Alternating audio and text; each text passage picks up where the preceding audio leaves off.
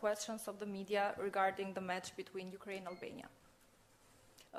Fillojmë me pyetjet. Okej, Gjimi, si do ta vlerësoje rrugtimin e Shqipërisë në këto kualifikuese? Tani jemi në një moment që ndeshjet zyrtare mbaruan.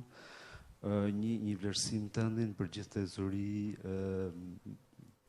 si ka qenë pra Shqipëria dhe një vlerësim. So, Jimmy, can you do like an evaluation of the World Cup qualification for Albania? How have you seen it? I mean, match by match and some kind of analysis at the end. Po, sigurisht që rrugtimi në gjithsesi ka qenë shumë I mirë dhe shumë pozitiv.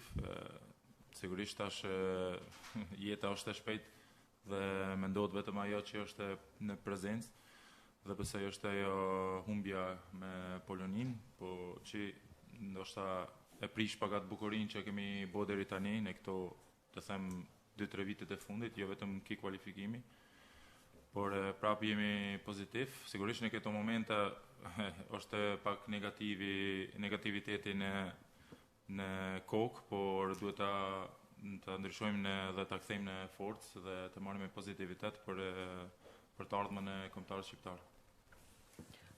It's been a very good journey, actually a positive journey.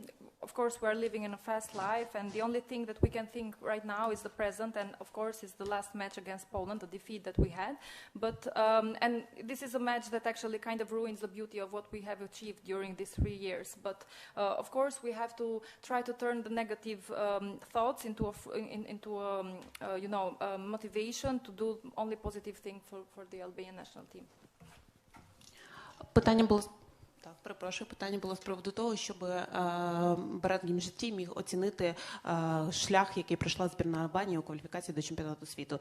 І він каже, насправді я можу оцінити цей шлях як дуже позитивний і дуже хороший період для збірної Албанії. Звичайно, все, про що ми зараз можемо думати, це лише про матч проти Польщі. Ця дуже прикра поразка, яка насправді перекреслила всі наші старання протягом останніх кількох років і наші надії потрапити на чемпіонат світу. Але для нас зараз важливо, щоб ми перенаправили ці наші негативні емоції в мотивацію і в те, щоб ставати кращими. Pyetja 2, Gjimi, si e sheh Ukrainën, pra miqësoren për nesër, si e vlerëson ekipin e Ukrainës dhe si shikon gjendjen e lojtarëve të Shqipërisë para kësaj ndeshje, kemi një javë që përgatitemi. So, an evaluation about Ukraine, strong opponent, of course, but how do you see the match of tomorrow, and how do you see the atmosphere of the team before this match? Sigurt që ne besoj që edhe kishim atë ndeshjen që kemi humbur kundër Ukrainës para pak kohë dhe besoj është një skuadër shumë e fortë që është në këto nivele, siç të themi jemi ne, siç është Polonia apo Suedia që ishte në këto, të themi Final Four, siç quhet, për atë tiketën e fundit për në botror. Kështu që besoj që duhet vlerësuar ekipi kundërshtar dhe pastaj si është gjendja e ekipit, siç e thash edhe më herët, sigurisht që jemi të mërzitur, po sa më shumë kohë kalon dhe prapë duhet me kthyer atë gjën e fortë, siç e thash më herët, dhe të mendojmë vetëm për këndeshje, të marrim një gjë pozitive nesër në këtë duel.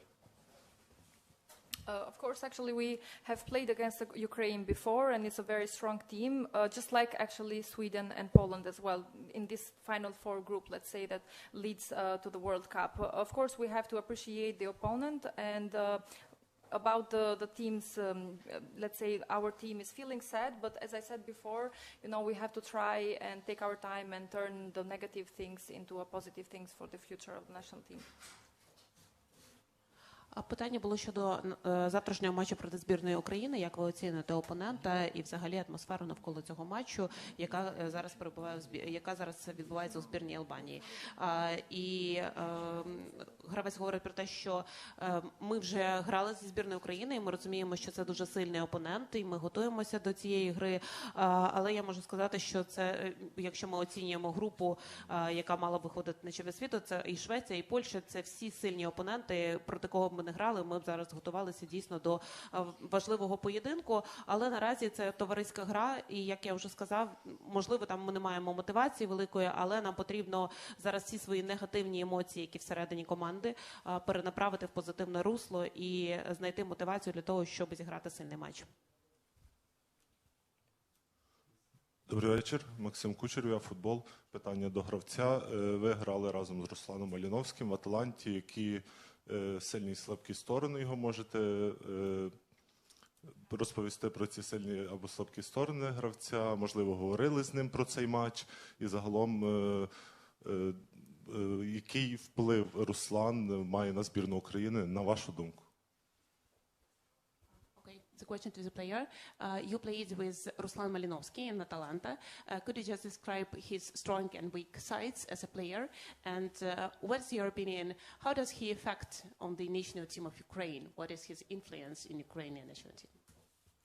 Ju keni luajtur me një lojtar të ekipit të Ukrainës në fakt tek Atalanta. Si ndikon ai, çfarë impakti ka ai tek ekipi i Ukrainës dhe si e vlerësoni si lojtar? Vlerësimi është shumë i lartë, kemi kalu disa vite bashkë shumë pozitive në tek Atalanta dhe unë vlerësoj si lojtar, edhe si djalë, edhe akoma më shumë.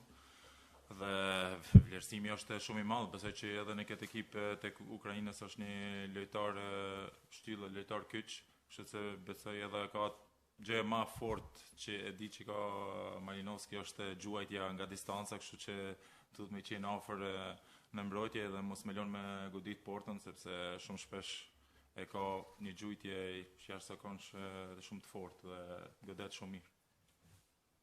Yes, actually, I have a very high appreciation about him. We spent a few years at the Atalanta team, but also I appreciate him as a human, as a man. Also at the Ukrainian national team, he has a very key role, and one of his strongest points is actually shooting from the distance, so we have to stay close to him to not give him space to shoot from the distance. Я дуже ціную Руслана як гравця. Ми 2 роки грали спільно в Аталанті, і він неймовірний гравець, але ще більше я його ціную як людину. Він чудовий друг і хороша дійсно людина. З приводу того, чи є він сильний гравець, я вважаю взагалі, що він є ключовим гравцем збірної України. І нам важливо бути дуже обережним з ним, тому що його сильні сторони – це штрафні удари, і нам потрібно не давати йому простору і намагатися максимально закривати його, для того, щоб він не проявив свої сильні сторони. Do you have any other questions for the player? No. Sorry guys, Okay. no. He's available. Kemi mbaruar me pyetjet me kapitenin Brad Gjimshiti, ai do të kthehet për të bashkuar skuadrës në stërvitje, ndërkohë që do të vijojmë me pyetje për trajnerin